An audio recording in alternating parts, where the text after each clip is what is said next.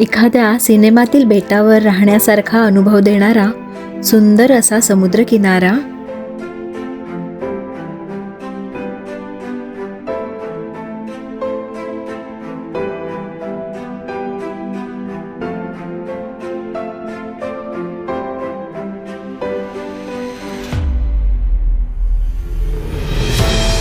अस्सल कोकणी पदार्थांची मेजवानी,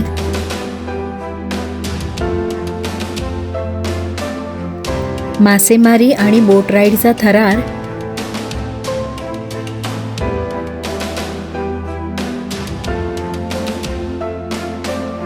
आणि निसर्गाच्या कुशीतील कुटुंबियांसोबत निवांत क्षण. स्वागत आहे तुमचे स्वर्गीय कोकणाच्या नवीन भटकंतीमध्ये. नमस्कार मंडळी, पुन्हा एकदा स्वागत आहे तुमचं आमच्या YouTube चॅनल भटके कोकणीमध्ये. कसे आहात सगळे? फिरताय ना? फिरायलाच पाहिजे.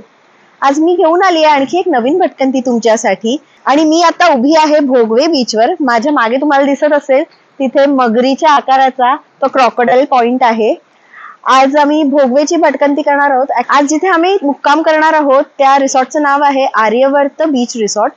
आणि हे जे रिसॉर्ट आहे ते अगदी बीचवर आहे, म्हणजे छोटूसा बीचचा पॅच मिळालेला आहे या रिसॉर्टला.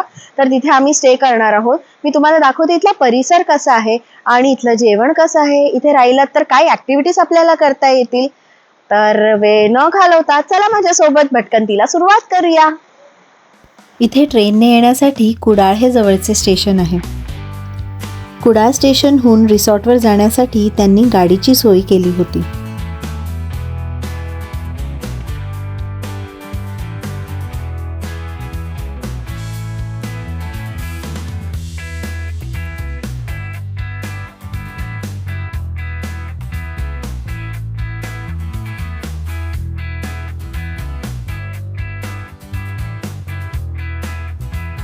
कुडाळहून रिसॉर्टपर्यंतचे अंतर 28 किलोमीटर होते.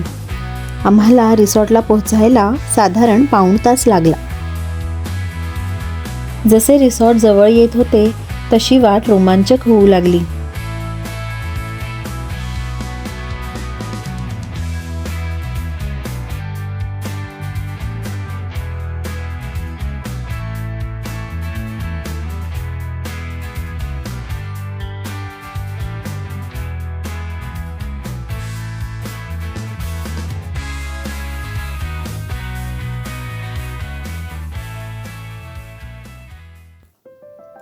अखेर पार्किंग एरियामध्ये पोहोचलो. इथून पुढे लहानसा ट्रेक करायचा होता.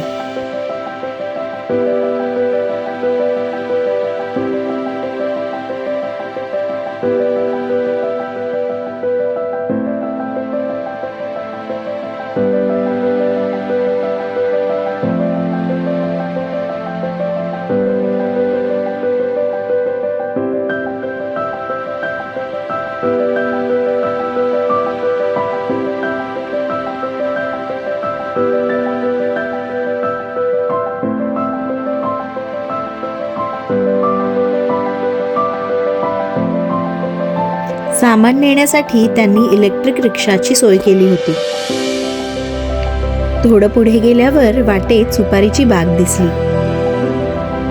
सुपारीच्या झाडांवर काळी मिरीची लागवड केलेली होती. तिथे दादा शिडीवर चढून मिऱ्या काढत होते.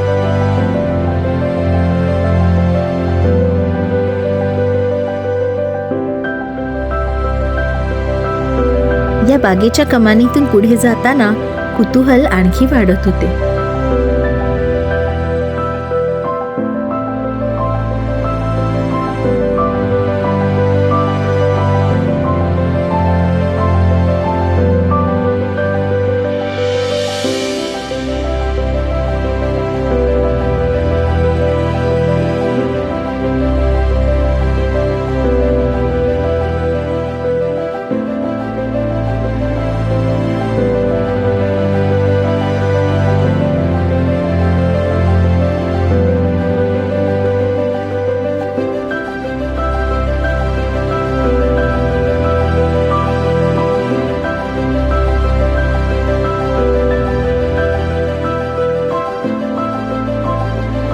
आत पोहोचताच डाव्या बाजूस गायींचा गोठा होता.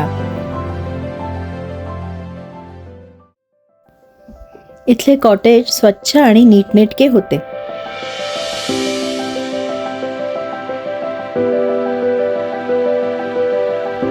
कॉटेजमधून समोर थेट समुद्राचे दृश्य दिसत होते.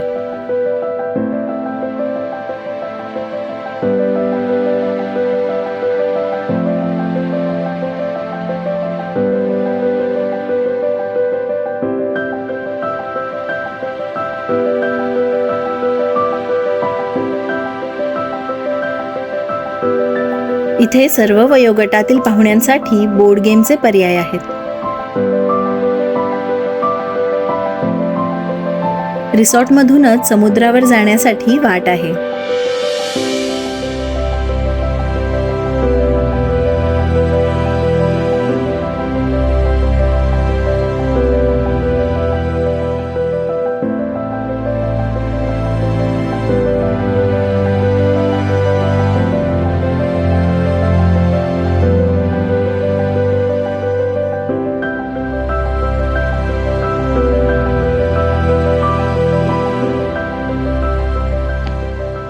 हॅलो मित्रांनो, आता आम्ही मगाशी बीचवर होतो. तुम्हाला मी इथला परिसर दाखवला कसा आहे ते.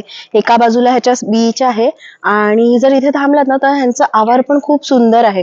म्हणजे यांच्या सुपारीच्या बागा आहेत, आंब्याच्या बागा आहेत. तर हे बघा मी तुम्हाला दाखवते. आता इथे जिथे मी उभी आहे ना या वाटेमध्ये, इथे मागे पूर्ण सुपारीची बाग आहे आणि सुपारीच्या झाडांवर त्यांनी ना काळी मिरीची लागवड केलेली आहे. तर मगाशी मी तुम्हाला दाखवलं ना, एक काका ते मिरी काढत होते झाडावर चढून. आणि इथे शांतपणे थांबलं ना तर पक्ष्यांचा खूप सुंदर आवाज ऐकू येतोय. ऐका हा, आता मी तुम्हाला ऐकवते.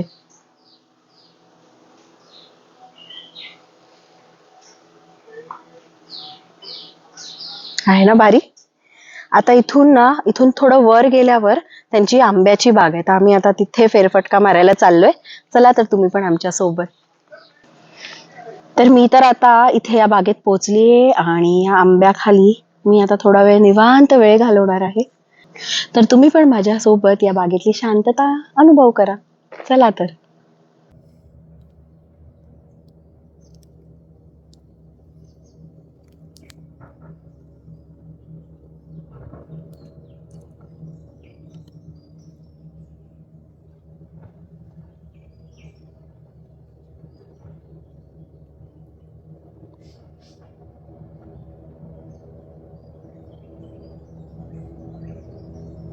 ह्या आंब्याच्या झाडांना खूप छान मोहर आलाय.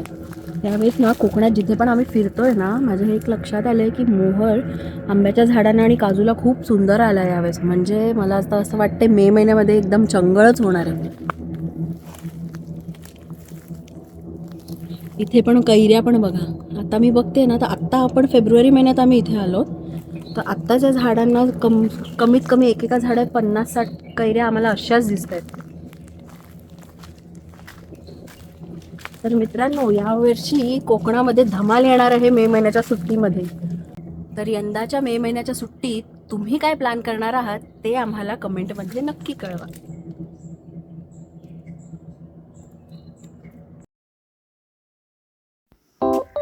दुपारी समुद्राच्या किनाऱ्यावर बसून सुंदर दृश्यासोबत समुद्री मेजवानीचा आस्वाद घेतला.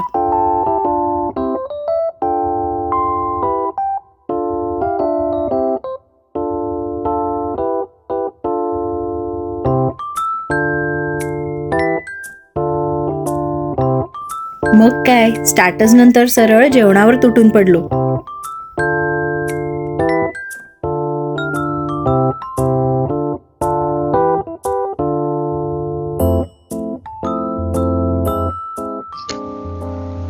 मित्रांनो, तर आता माझ्यासोबत प्रसाद दादा आहेत. तर इथे जी आम्ही माशांची मेजवानीची चंगळ करतोय ना, ही सगळी ह्यांचीच कृपा आहे. म्हणजे ह्यांच्यामुळे आम्हाला इतकी मजा करायला मिळते आणि त्यांच्या हाताला खरंच खूप चव आहे. तर मी तुमची ओळख करून देते, कारण जर इथे आला तर डायरेक्ट तुम्ही यांना कॉन्टॅक्ट करा आणि तुम्ही जे सांगाल ते तुम्हाला ते बनवून देतील. खाना बहुत ही टेस्टी बनाते हैं. मैं आके यहाँ पे खाना खाई, नॉन वेज तो पूछो मत, कितना टेस्टी होता है.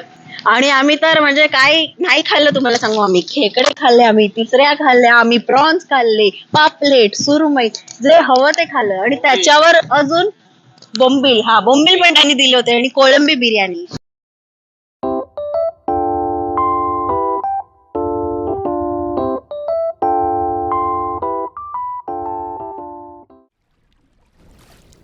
निळशार नितळ पाणी आणि सफेद वाळूला अलगद स्पर्श करणाऱ्या लाटा. हे दृश्य पाहून एखाद्या परदेशातील बेटावर आलो आहोत असा आभास होत होता.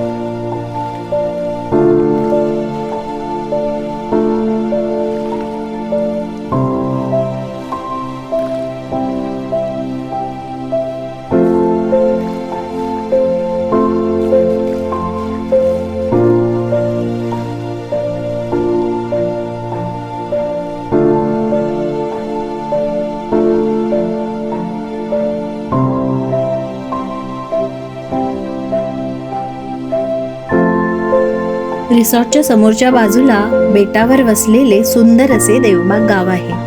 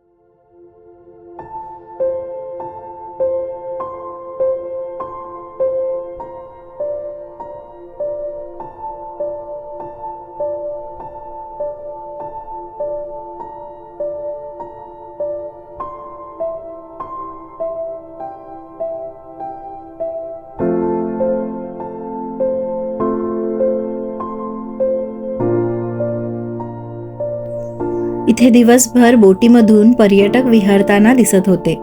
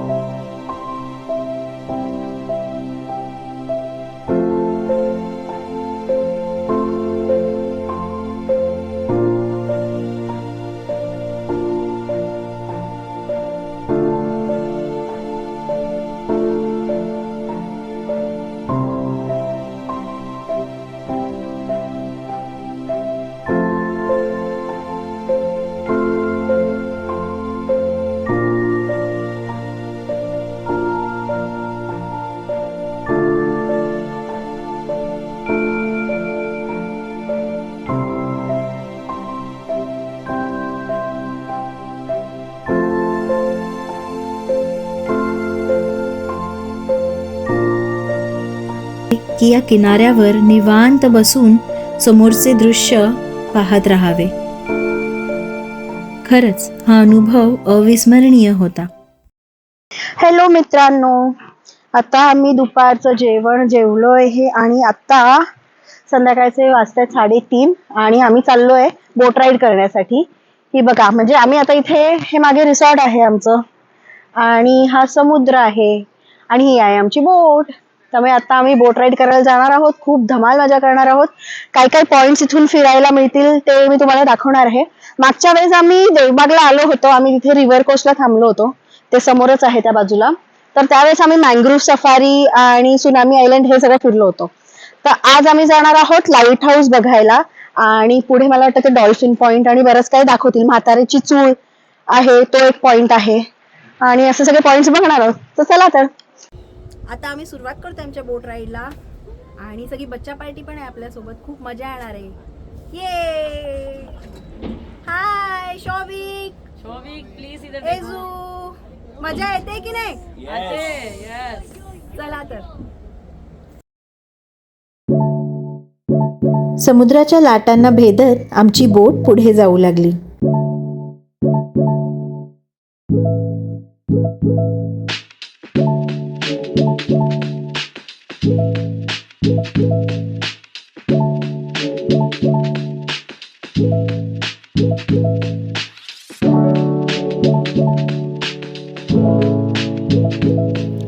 या 2 तासाच्या राईडमध्ये आपल्याला बरेचसे पॉइंट्स पाहायला मिळतात.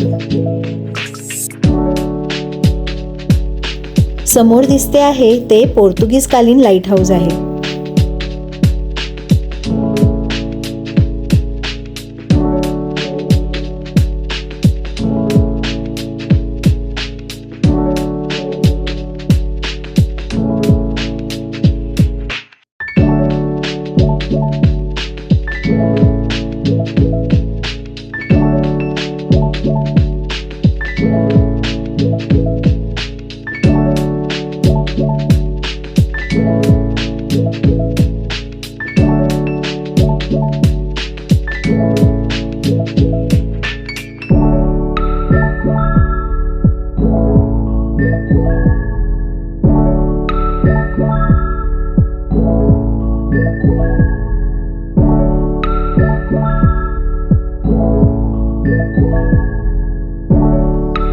या लाईट हाऊसच्या मागच्या बाजूला गेलो की आपली बोट 2 खडकांच्या मधील खिंडीतून जाते.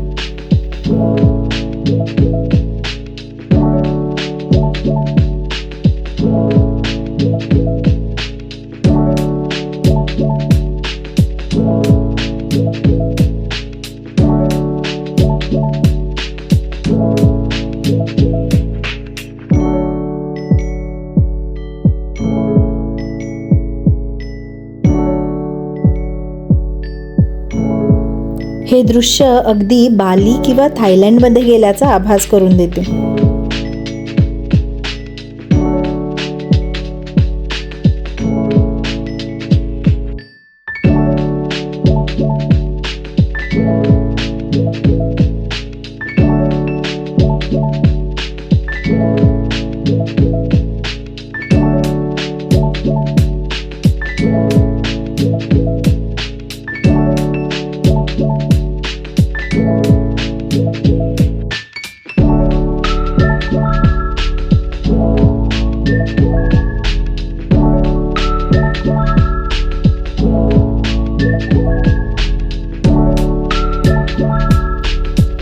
हा अनुभव खरंच खूप थरारक होता.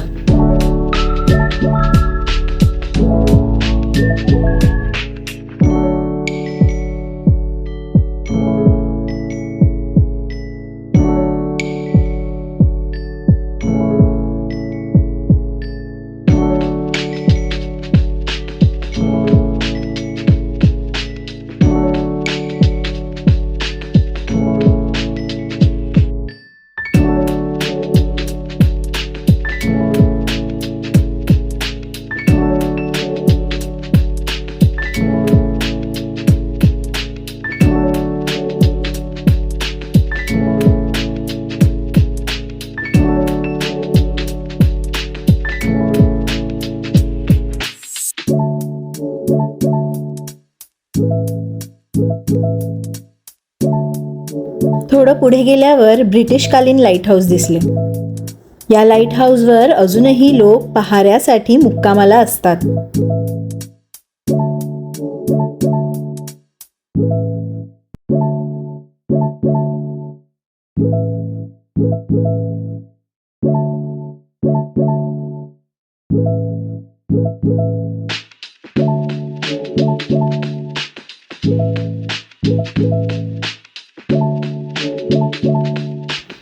असे म्हणतात इथे पूर्वी एक आजी राहायची आणि ती आजारी पडून मरण पावली. पावसाचे दिवस असल्यामुळे तिला बाहेर नेता आले नाही. त्यामुळे तिला इथेच पुरले आणि त्याखाली जो पॉइंट तयार झाला आहे त्याला म्हातारीची चूळ असे म्हणतात.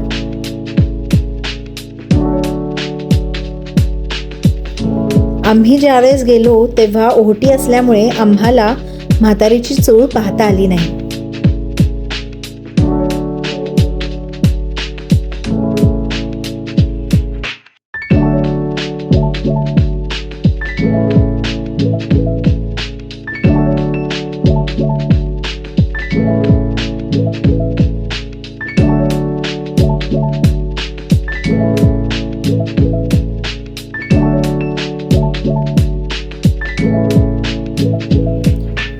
समोर जी गुहा दिसते आहे याला तस्करी पॉइंट म्हणतात, कारण इथे पूर्वी स्विस पक्ष्यांच्या घरट्यांची तस्करी होत असे.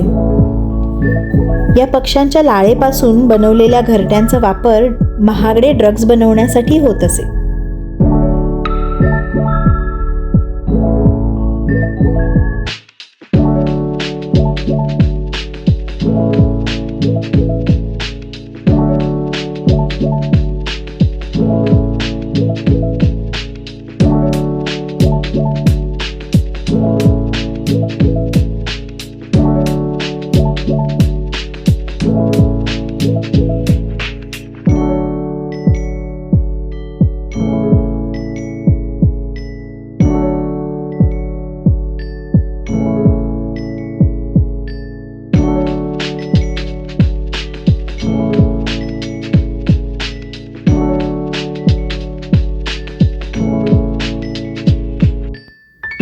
रिसॉर्टवर परतताना आम्ही मासेमारीचा अनुभव घेतला.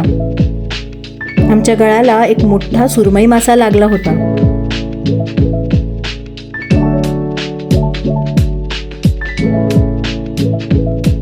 पण या माशाला बाहेर काढण्यासाठी आम्हाला तब्बल पाऊण तास समुद्राच्या मध्ये बोट थांबवून वाट पाहावी लागली.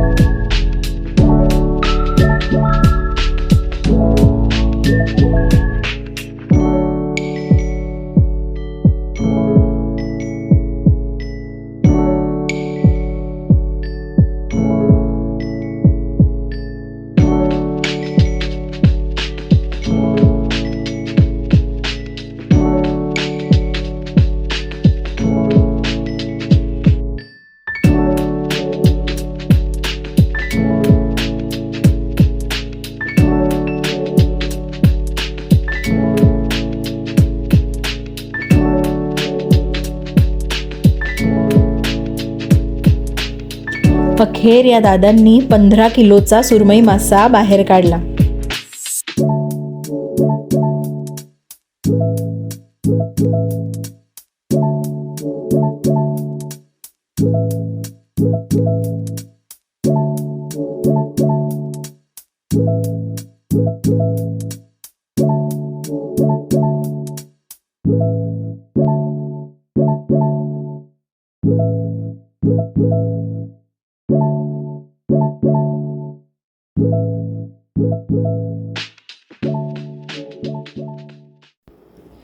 सूर्य क्षितिजाआड जाताना दिसणाऱ्या सूर्यास्ताच्या सुंदर छटा पाहून भान हरपून गेले.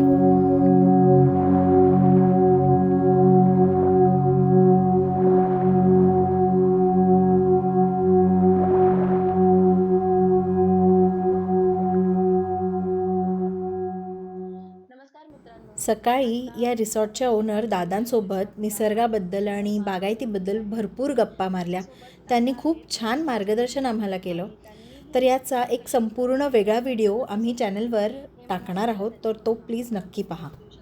हॅलो मित्रांनो, आता नेहमीप्रमाणे व्लॉगचा कठीण भाग आलेला आहे आणि आम्हाला इथून चेकआउट करायची वेळ आलेली आहे. या जागेबद्दल सांगायचं झालं तर खरंच जागा खूप छान आहे. लोकेशन तर इतकं अप्रतिम आहे. इथे यायचं असेल आणि बुकिंग करायचं असतील तर बुकिंगसाठीचे डिटेल्स मी डिस्क्रिप्शनमध्ये दिलेले आहेत. प्लस जर तुम्हाला बोट राईड करायची असेल तर त्या दादांचा, राजन दादांचा नंबर सुद्धा मी डिस्क्रिप्शनमध्ये देते. प्रसाद दादा जे शेफ आहेत त्यांचा नंबर सुद्धा मी डिस्क्रिप्शनमध्ये देते. आणि इथले ओनर जे आहेत ते पण इतके छान आहेत, म्हणजे त्यांचे विचार इतके चांगले आहेत की असं होतं ना कधी कधी की विचारानेच एक पॉझिटिव्ह वातावरण निर्माण होतं जागेमध्ये, तसा आम्हाला अनुभव आला. आणि इथे राहून जर तुम्हाला फिरायचं असेल तर आम्ही इथे आता भोगवेल आहोत. इथल्या या समुद्राच्या त्या बाजूला देवबाग आहे. देवबाग तारकर्लीची सफर पण तुम्ही करू शकता. बोटीने तुम्ही मँग्रोव्ह सफारी करू शकता. आणि जसं आम्ही बोट राईड केली, आम्ही रॉक्स बघायला गेलो आणि तिथून लाईट हाऊस आम्ही फिरलो, तर तुम्ही ते पण करू शकता. बरं, वॉटर स्पोर्ट्स तुम्हाला करायचे असतील, बनाना राईड, पॅरासेलिंग, पॅरामोटरिंग, ते पण तुम्ही इथे येऊन करू शकता. तुमच्या आवडीनुसार जे काही तुम्हाला करावंसं वाटेल ती सगळी सोय इथे आहे. तुम्हाला जर आमचा हा व्हिडिओ आवडला असेल तर प्लीज याला लाईक करा, तुमच्या इतर मित्रांसोबत शेअर करा आणि हा चॅनलला नवीन असाल तर सबस्क्राईब नक्की करा. भेटूयात आमच्या पुढच्या व्लॉगमध्ये. तोपर्यंत फिरत राहा आणि मजा करा, कारण भटकंतीतच तर खरी मजा आहे. बाय.